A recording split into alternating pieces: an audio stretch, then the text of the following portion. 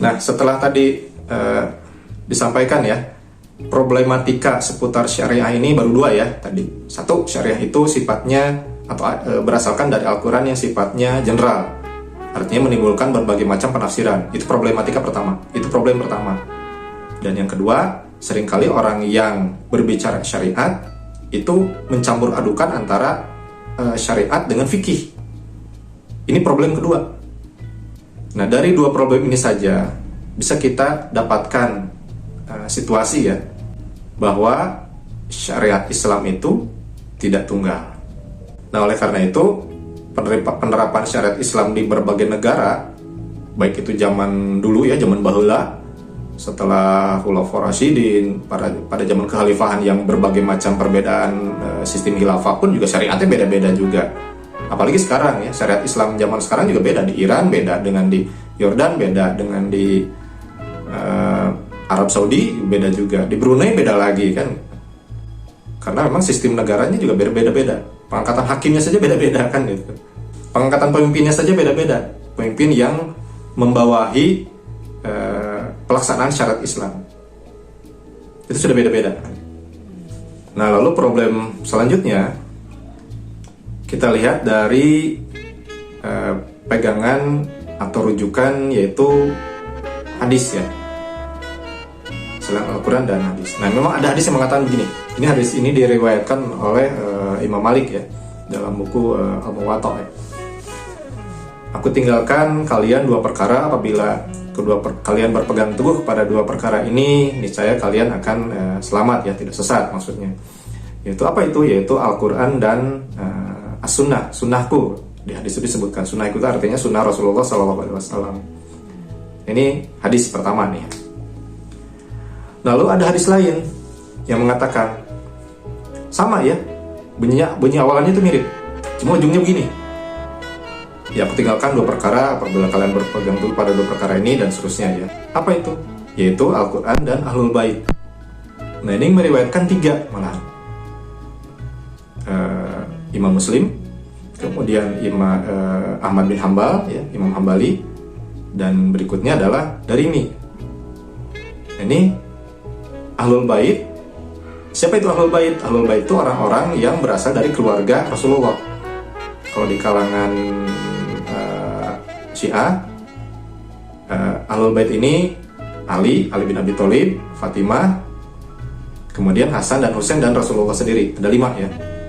Nah, artinya hadis-hadis yang diriwayatkan oleh Ali dan ketiga orang lainnya ya, Fatimah, Hasan dan Husain ini yang diterima. Memang ada juga fikih lain dari kalangan Syiah yang menyebutkan ada 5 sahabat yang hadisnya diterima ya, selain dari Ahlul Bait. Kelima sahabat ini misalnya Abu Dzar Al-Ghifari, Abu Musa Al-Asy'ari, kalau nggak salah tuh Sa'ad bin Abi Waqqas, kemudian Miqdad ya, dan satunya lagi kalau nggak salah Salman Al-Farisi ya. Nah, selain dari Ahlul Bait, berarti itu bukan sumber hukum Islam, artinya bukan syariat, bukan sumber syariat Islam, karena berpegang pada hadis yang tadi ya. Aku tinggalkan dua perkara, apa itu? Yaitu Al-Quran dan Ahlul Bait. Nah, lalu itu hadis yang kedua. Nah, ada lagi hadis yang ketiga, yang berikutnya nih ya. Aku tinggalkan perkara kepada kalian, berpegang teguh dan seterusnya gitu ya. Apa itu? Al-Quran saja. Kalian berpeganglah, teguhlah kepada Al-Quran saja gitu ya. Nah, ini meriwayatkan juga ada 3-4 ya kalau nggak salah, 3 ya kalau nggak salah. Imam Muslim, Ibnu Majah, dan Abu Daud. Nah, ketiga hadis tadi itu semuanya sahih. Hadis yang pertama berpegang kepada Al-Quran dan Sunnah, itu dijadikan rujukan oleh kalangan Islam dari Sunni ya. Kemudian kalau yang Al-Quran dan Ahlul Bait yang dijadikan rujukan, ini dianut oleh kalangan Syiah. Kemudian kalau yang Quran saja, ini dianut oleh orang-orang yang dituduh oleh Sunni dan Syiah sebagai ingkar sunnah. Nah, karena berpegang pada Quran saja gitu ya. Di dalam Al-Quran disebutkan sholat hanya pagi, siang, dan malam gitu ya. Nah, Oh berarti ya sudah sholatnya 3 waktu. Ini contoh ya, contoh orang yang berpikir bahwa sholat itu 3 waktu itu karena pertimbangan berpegang pada Al-Quran saja. Padahal sekali lagi ketiga-tiganya ini hadis semuanya kan gitu. Nah, ini problem untuk orang-orang yang kalangan ini yang berpegang pada syariat Islam yang mana gitu. Karena ketiga hadis ini seolah-olah berbeda bunyinya dan tapi bisa dipercaya ya gitu ya. Bagi yang meyakini kan gitu. Nah, ini salah satu problem. Lalu problem selanjutnya, seringkali kita ini memahami syariat atau syariah ya, itu dilepaskan dari akidah dan akhlak. Jadi syariat itu seperti sendiri gitu, jalan sendiri gitu. Jadi kalau mencuri potong tangan kan gitu.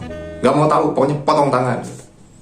Padahal pada zaman Umar ya kita semuanya tahu ya, ada kisah seorang pencuri, dia mencuri sendal di masjid, kemudian dihadapkan ke pengadilan. Ketika ditanya oleh pengadilan, kenapa kamu mencuri? Nah, si pencuri ini dia bilang, karena saya mencuri karena saya untuk menafkahi keluarga saya gitu. Sendalnya dijual, kemudian dari uang hasil jual sendal tadi dipakai untuk menafkahi keluarganya.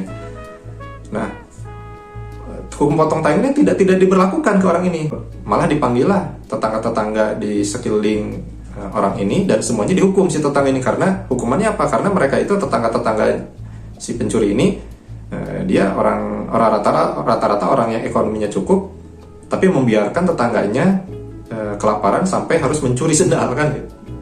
Nah, inilah contoh penerapan syariat yang mempertimbangkan juga akidah dan akhlak. Ada kemanusiaan di sini yang ditegakkan.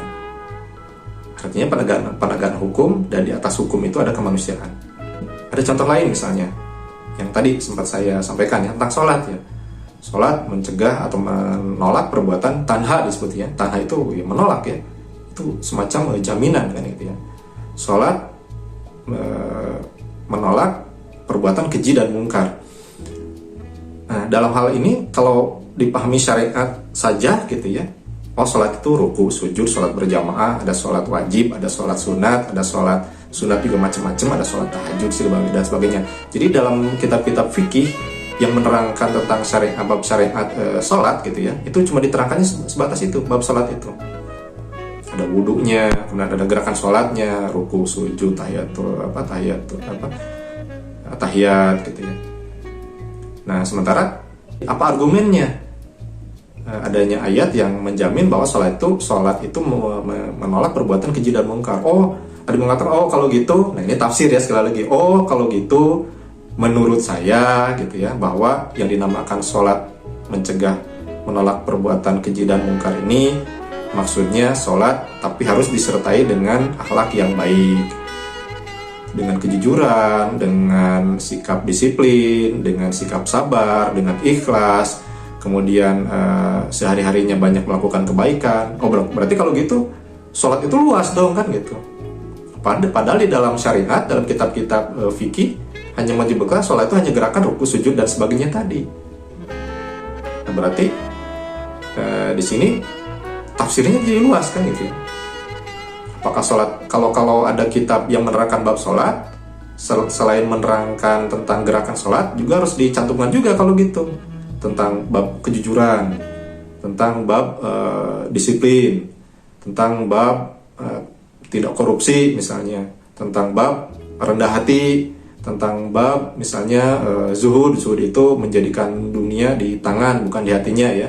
Kemudian bab tidak terlena oleh urusan dunia gitu ya. Itu masuk ke semuanya ke bab sholat. Artinya bab sholat itu sudah mencakup semuanya dong kalau begitu. Nah, ini masuk ke ranah tafsir sekali lagi. Nah, jadi seringkali, balik lagi, problem dalam mencerna apa itu syariat seringkali kita lepaskan dari akidah, keyakinan ya, keimanan, dan juga dari akhlak. Nah, syariat itu harus terhubung dengan akidah dan harus terhubung dengan implementasi berupa akhlak. Akhlak yang akhlakul karimah ya dalam hal ini. Karena memang tujuan dari Islam itu sendiri adalah menyempurnakan akhlak manusia ya. Nah, dengan demikian syariat itu sendiri merupakan ekspresi dari cara menjalankan agama ya. Cara menjalankan agama.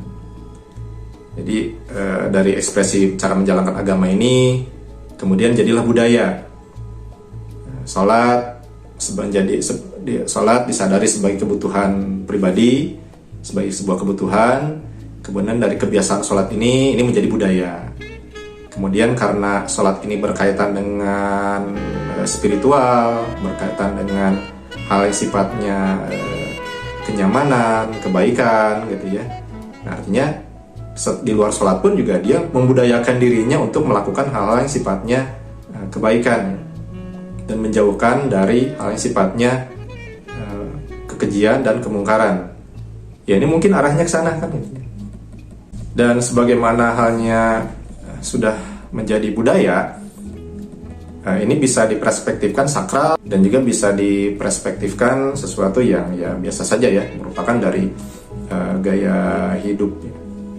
Lalu problem selanjutnya, seringkali kita mendengar ya bahwa yang dinamakan syariat Islam itu sesuatu yang sempurna, sesuatu yang melingkupi mencakup seluruh aspek ya.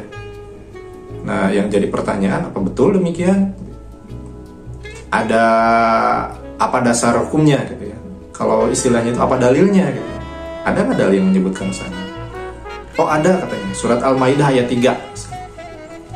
Itu disebutkan al-yauma akmaltu lakum dinakum wa atmamtu alaikum nikmati wa raditu Islam Madinah ya, dan seterusnya ya. Nah, pada hari ini aku sempurnakan bagimu agamamu dan aku telah cukupkan bagimu dan aku ridhoi dan aku relakan Islam sebagai agamamu kan itu. Artinya syariat Islam itu sudah sempurna, sudah mencakup seluruh kehidupan. Nah, ternyata kalimat dalam Quran surat Al-Maidah ayat 3 tadi itu merupakan bagian dari keseluruhan ayat. Nah, ayat ini secara keseluruhan awalnya itu di awal ayatnya ini disebutkan tentang makanan. Tentang makanan. Nah, kemudian masuk ke kalimat tadi gitu. Pada hari ini aku sempurnakan agamamu dan seterusnya. Dan ini ada beberapa penafsiran. Apakah maksudnya kesempurnaan yang dimaksud itu dalam hal makanan saja kan gitu ya? Ataukah keseluruhan dari agama ini kan gitu? Dinul Islam tadi gitu. Nah, dinul Islam itu apa juga kan? Apakah mencakup apa saja? Nah, karena seringkali kita itu terlalu memaksakan satu penafsiran bahwa Al-Quran atau syariat Islam itu mencakup seluruh hal ya, seluruh masalah kan. Masalahnya masalah apa dulu? Nah, artinya kita juga harus melihat bahwa Al-Quran itu bukan super ensiklopedi gitu ya. Bukan sebuah kitab yang segala ada di situ. Malahan sekali lagi, ayat yang berkaitan dengan syariat pun juga kurang dari 10%. Cuma 500-an. Nah, ini problem ya. Nah, jadi sebetulnya tafsir tentang potongan ayat ketiga dari surat Al-Maidah tadi itu pun juga menimbulkan berbagai macam penafsiran dan mendudukan bagaimana keyakinan kita tentang sejauh apa kelengkapan atau keholistikan atau kesempurnaan dari syariat Islam tadi. Karena memang balik lagi ke yang tadi bahwa kalau kita melihat ayat Al-Quran dan juga hadis yang sifatnya umum ya, berbicara tentang syariat, Al-Quran tidak menjelaskan dan hadis juga tidak menjelaskan bagaimana tentang teori ekonomi, supply and demand misalnya. Al-Quran tidak menjelaskan tentang ya mungkin termasuk juga hukum-hukum fisika gitu ya, hukum teori relativitas juga tidak ada dalam Al-Quran. Jadi emang problem di kita ini seringkali terpana oleh salah satu pendapat yang mengatakan atau yang berpendapat ya, dan pendapat ini dari orang biasa sekali lagi, bukan nabi, yang mengatakan bahwa syariat Islam itu mencakup segala sesuatu. Nah, syariat itu dianggap sesuatu yang sempurna. Padahal ya tidak sempurna ya. Karena Al-Quran itu sifatnya ijmali, hanya menyajikan hal-hal yang sifatnya pokok saja. Atau kalau bahasa pesantrennya itu usuliyah ya. Tidak tafsili, tidak detail banget itu. Kalau detail banget itu bisa berjilid-jilid. Wow, tebal sekali kan gitu. Nah, jadi emang ini problem ya. Ini problem yang sering kali kita temui. Jadi pada akhirnya orang itu jadi tergiring opini itu, bahwa syariat Islam yang dimaksud menurut aliran dia kan gitu, yang dipahami oleh mereka ini sesuatu yang sakral harus diikuti. Jadi pada akhirnya karena mentok tidak bisa menjelaskan segala macam problematika yang dihadapi oleh masyarakat atau manusia atau kehidupan zaman sekarang gitu ya, mentok akhirnya dipaksa untuk balik lagi ke kehidupan zaman dulu kan gitu, dengan dalih bahwa kembali kepada Quran dan Sunnah gitu, kembali kepada syariat Islam. Nah sekali lagi itu bukan syariat Islam, tapi salah satu penafsiran fikih mereka yang menjelaskan ayat tentang syariat Islam yang notabene jumlahnya relatif kurang dari 10% dari Al-Quran tadi. Karena apa? Karena memang ayat-ayat berkaitan dengan syariat dalam Al-Quran ini sifatnya hanya pokok-pokoknya saja, alias ijmali, umum, general saja.